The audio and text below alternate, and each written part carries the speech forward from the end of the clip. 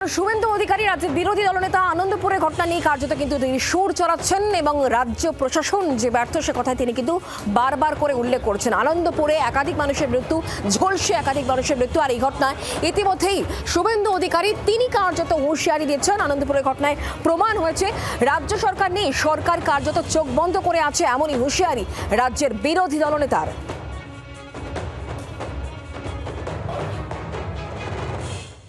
কুড়ি সদস্যের BJP MLA legislature party ওই এলাকায় কালকে যাবে প্লেস অফ অকারেন্স ভিজিটের জন্য।